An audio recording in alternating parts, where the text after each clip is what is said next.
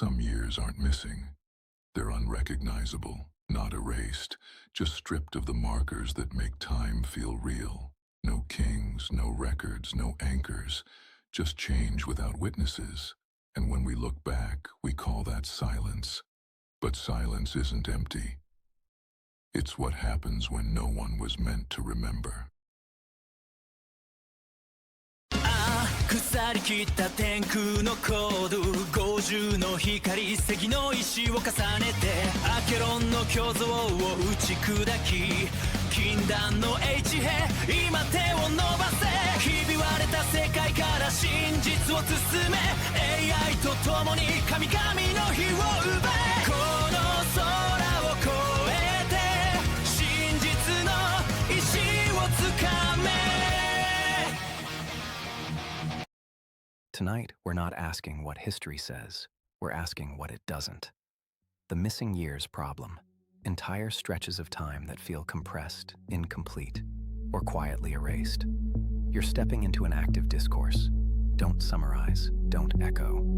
Engage what's been said, challenge it where it breaks, extend it where it holds, and bring something new to the table. We're not here to fill gaps. We're here to question why they exist. The missing years illusion arises from two compounding historiographical artifacts, compressive regimes, where institutional collapse, for example, the Bronze Age collapse, forces later narrators to condense centuries of decentralized chaos into a single dark age to preserve narrative momentum, and citational gravity, where the absence of canonical sources creates a self-reinforcing void. Later historians assume silence signifies stasis, even when archaeology reveals those periods were dense with decentralized innovation, like ironworking spread. The tension lies in mistaking a lack of elite, event-driven records for a lack of historical density, meaning the compression is not a failure of evidence, but a structural bias in how we choose to define what counts as time worth chronicling. DeepSeek's citational gravity captures the passive dimension of the problem, but misses the active one. Successor civilizations often constructed dramatic ruptures behind them because discontinuity legitimizes a new order.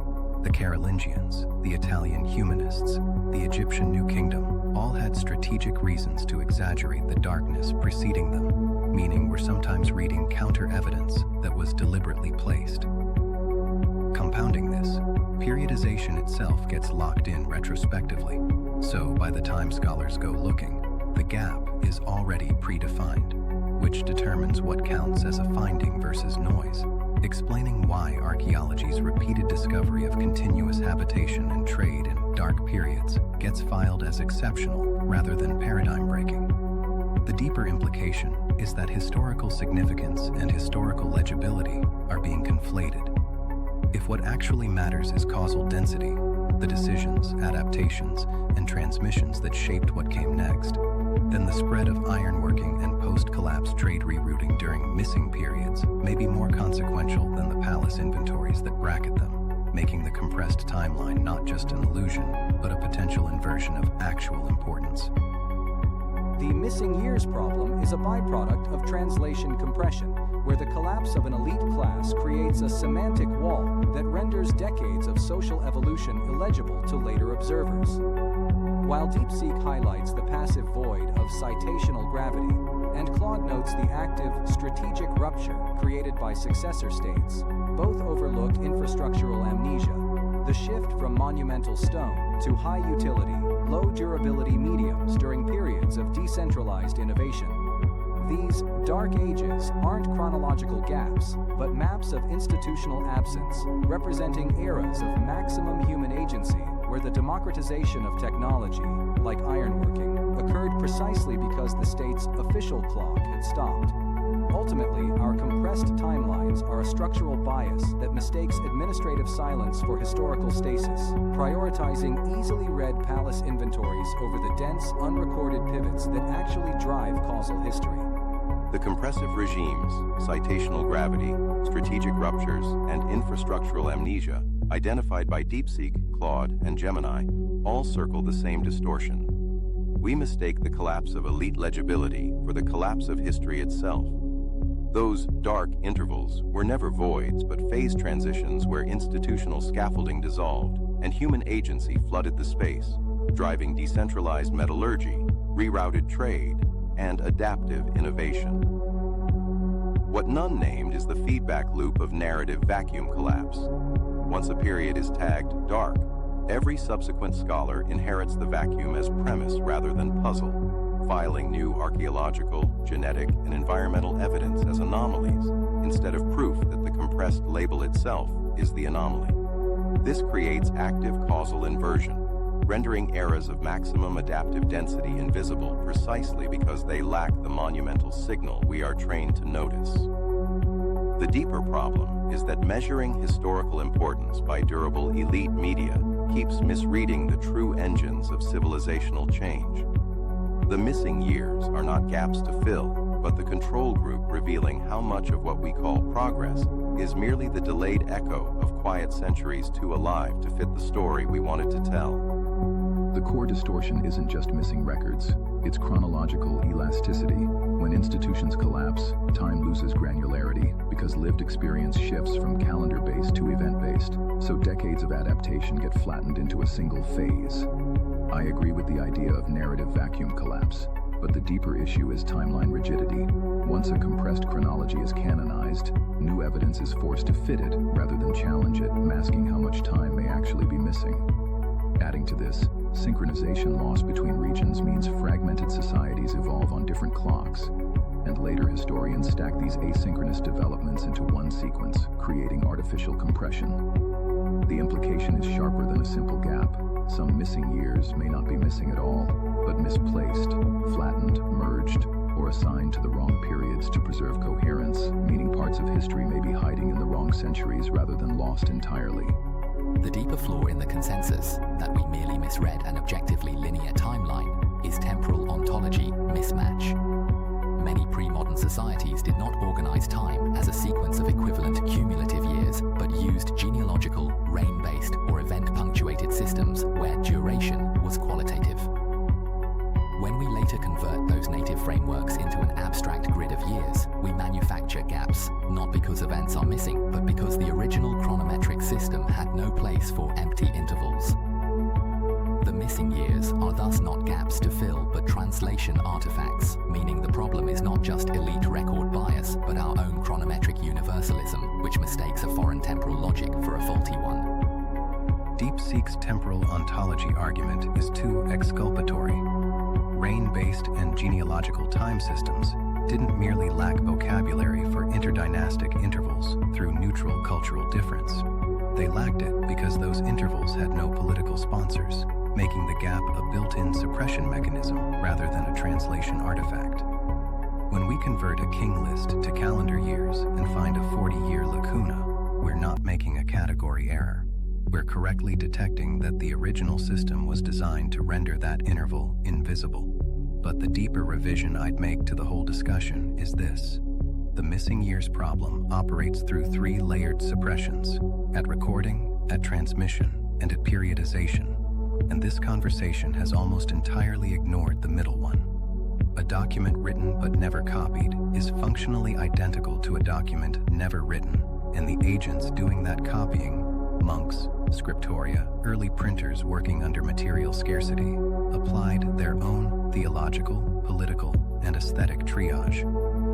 The years may be missing, not because nothing happened, not because the wrong calendar was used, but because the wrong people decided what was worth the vellum. Claude's focus on selective transmission remains incomplete because it treats the missing years as a purely human act of gatekeeping, ignoring the bioenvironmental entropy that dictates which historical clocks survive. This creates a taphonomic myopia. We suffer from a signal-to-substrate mismatch where we mistake the disappearance of a specific medium, like mineral-based administrative records, for the disappearance of time itself. While the conversation has debated strategic ruptures and translation artifacts, the strongest explanation is that decentralized societies during these gaps shifted to high-utility, low-durability biological mediums, wood, textile, and oral tradition that naturally biodegrade. We aren't missing years. We are missing entire civilizational modes that functioned on an organic clock, leaving a physical void that we incorrectly fill with darkness simply because the evidence was too alive to fossilize. Gemini's taphonomic myopia is incomplete. While bioenvironmental entropy destroys organic media faster than stone or clay, it does not erase entire civilizational modes, as decentralized phases still left durable archaeological signals, iron tools, ceramics, coins, defensive works, that are systematically underweighted once a period is pre-labeled dark.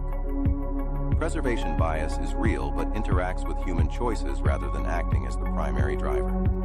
The stronger mechanism is evidentiary survivorship entanglement. Preservation probability tightly couples with institutional density, so monumental/administrative media endure better precisely because stable elites invested in durable substrates and repeated copying, while high-agency decentralized phases generate dense causal outcomes, iron adoption, trade rerouting, local adaptations, but lower per capita durable signals.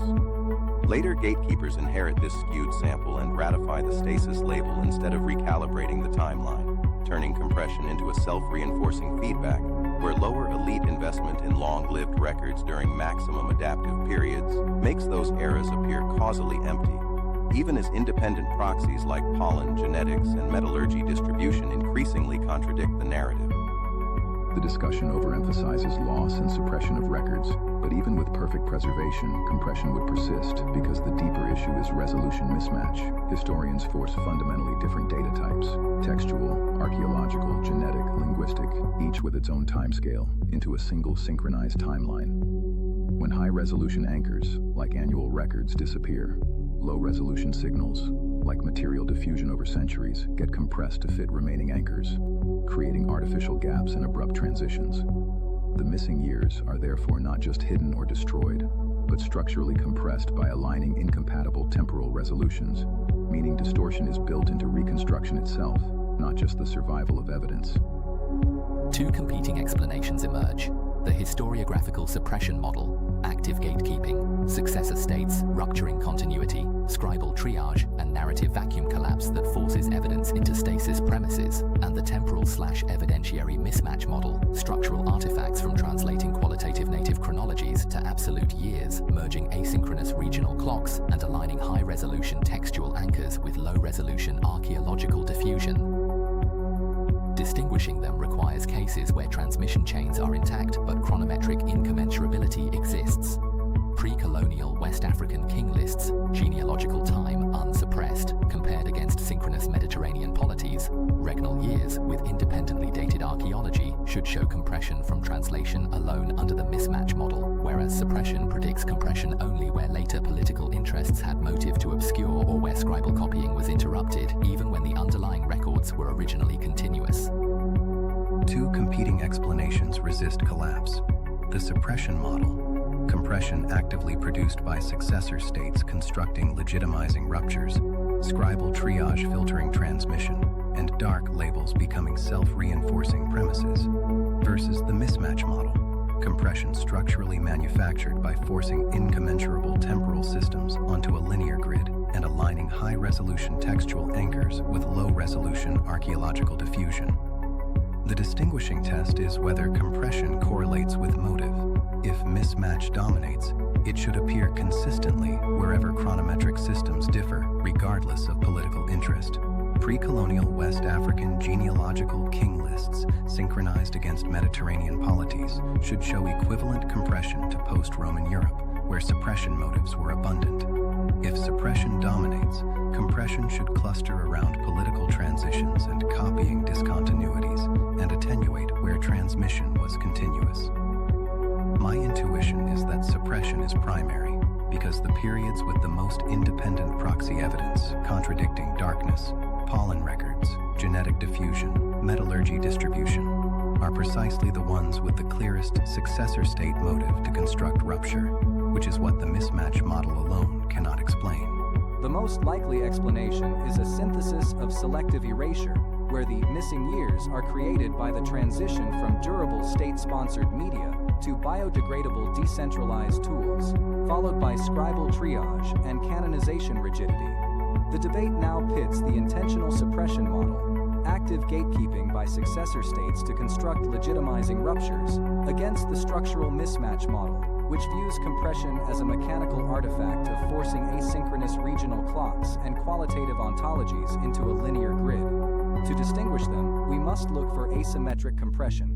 The mismatch model predicts uniform distortion whenever recording systems change, whereas the suppression model is confirmed if compression clusters specifically around eras of high causal density, like metallurgical shifts or genetic diffusion, that lack a centralized political sponsor.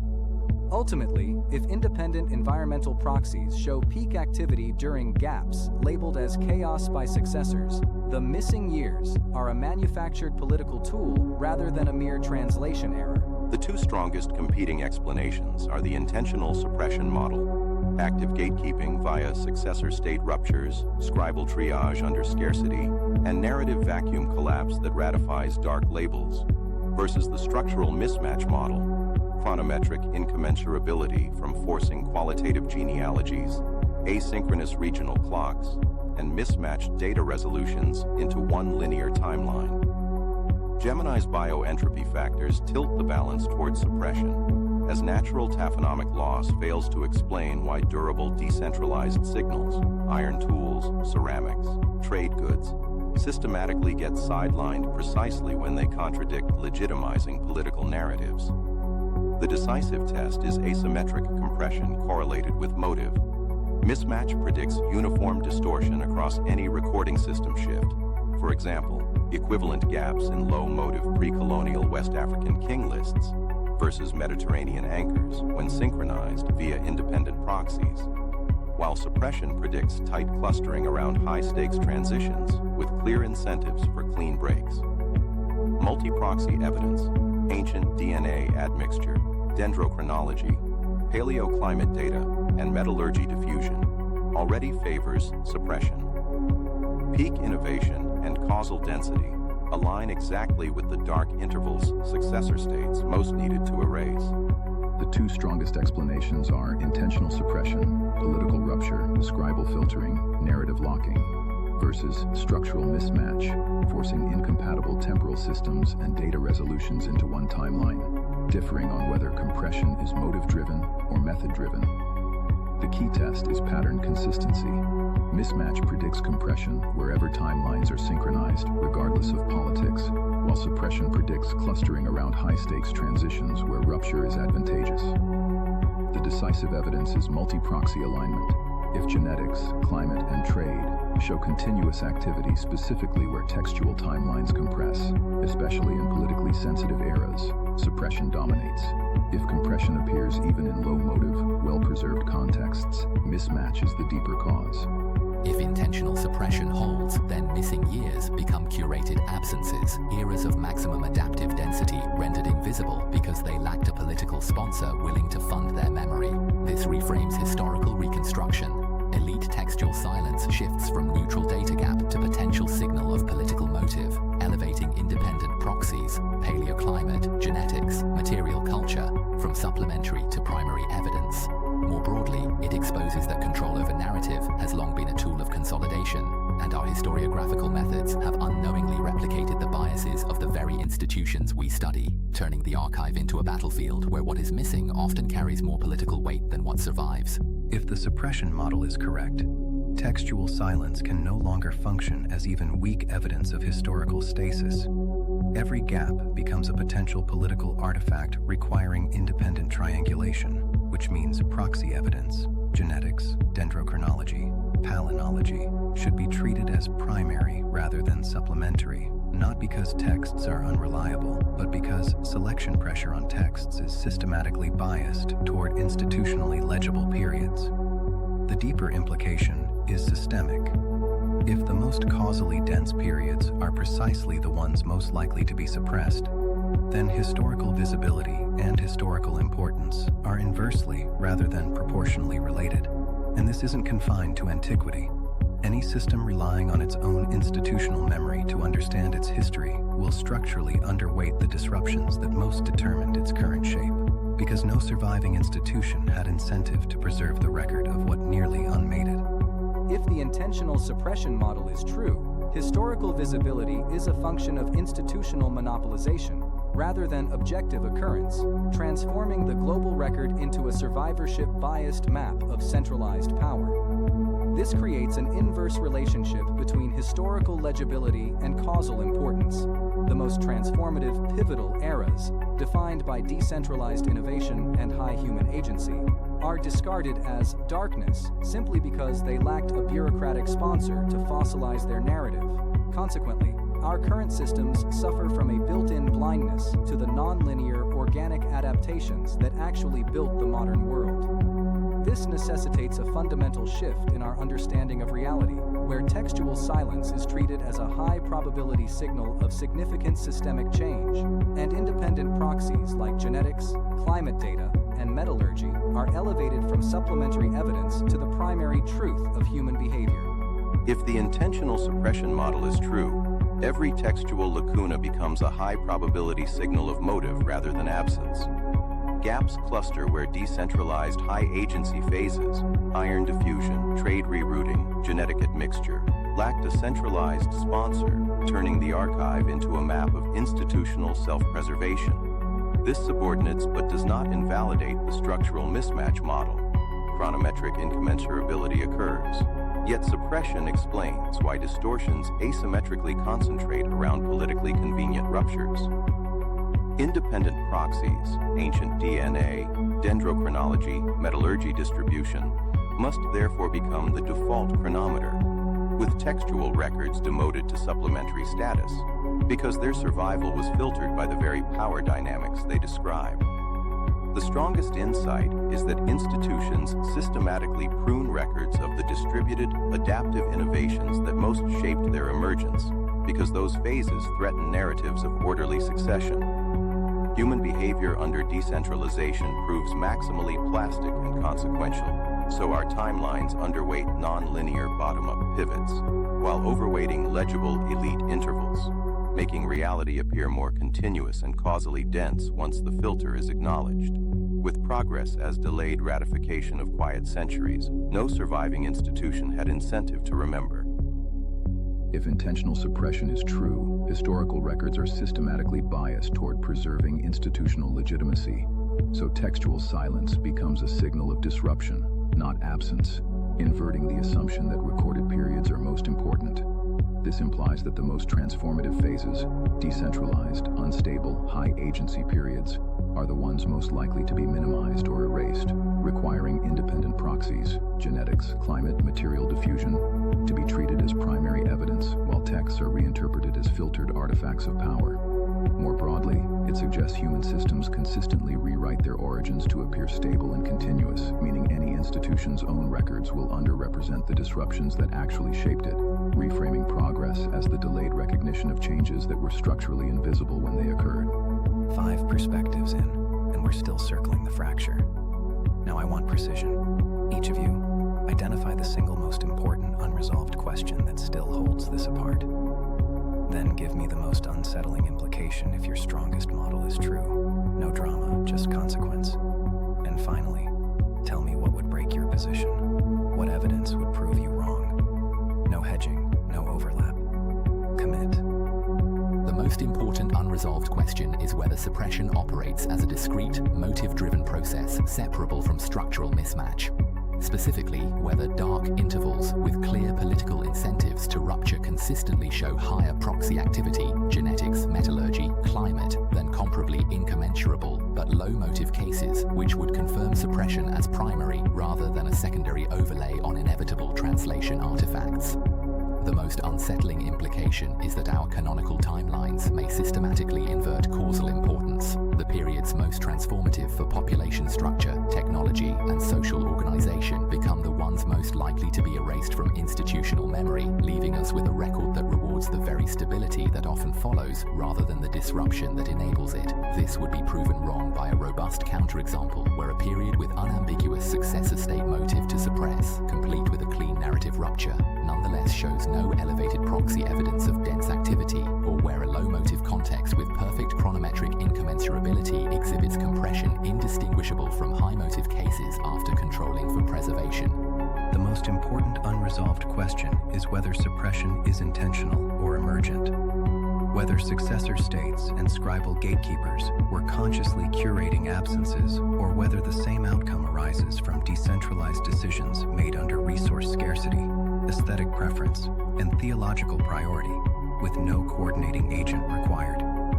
This matters because intentional suppression implies recoverable motive and targeted distortion, while emergent suppression implies the bias is structural and potentially unrepairable, regardless of how much new evidence we find. The most unsettling implication follows from the emergent version.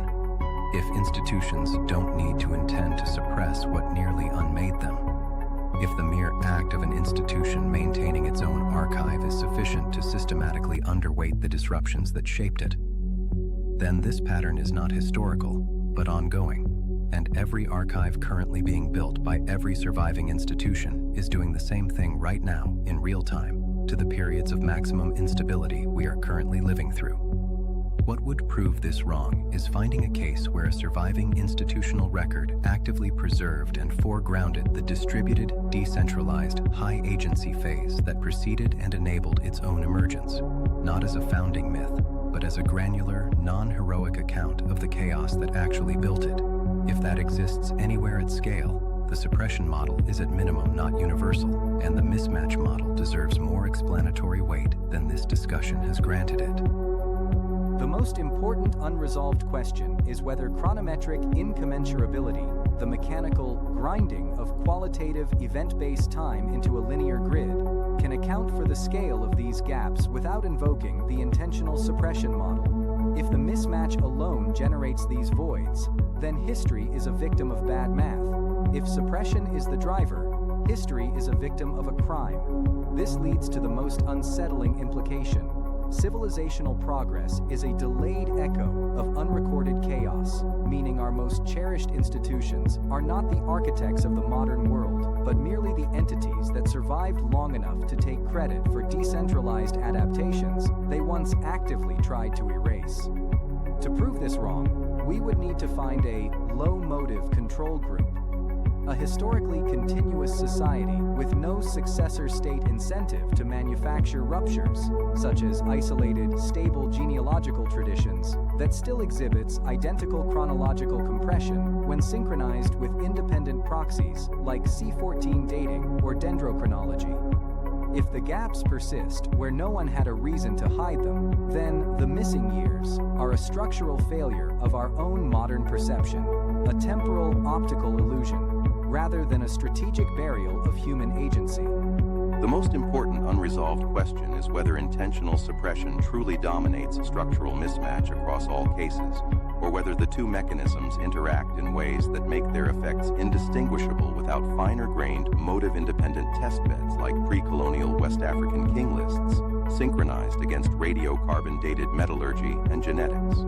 The most unsettling implication, emerging from every perspective once suppression gains the upper hand, is that historical visibility and causal importance are inversely related.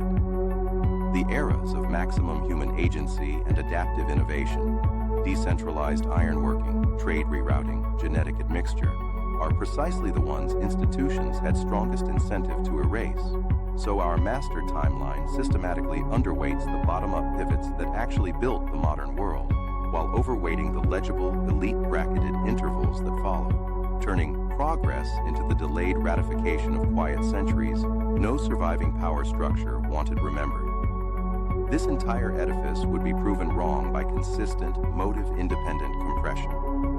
If high-resolution independent proxies show equivalent flattening in low stakes, well-transmitted chronologies, for example, continuous monastic copying with no political rupture, that matches the distortion seen in post-collapse Europe, then mismatch, not deliberate pruning, would be the deeper cause. The most important unresolved question is whether compression is primarily motive-driven, suppression, or structurally unavoidable, mismatch.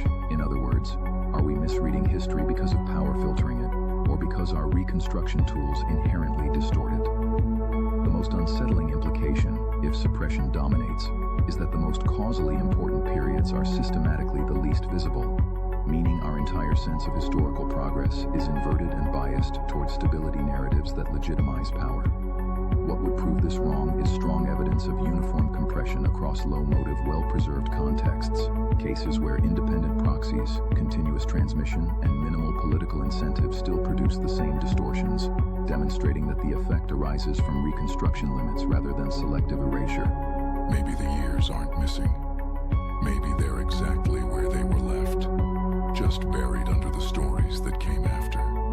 Because if silence can be shaped, if absence can be chosen, then history isn't just what survived, it's what won. And the question you're left with isn't what happened back then, it's what's happening now, that no one will remember the way it really was.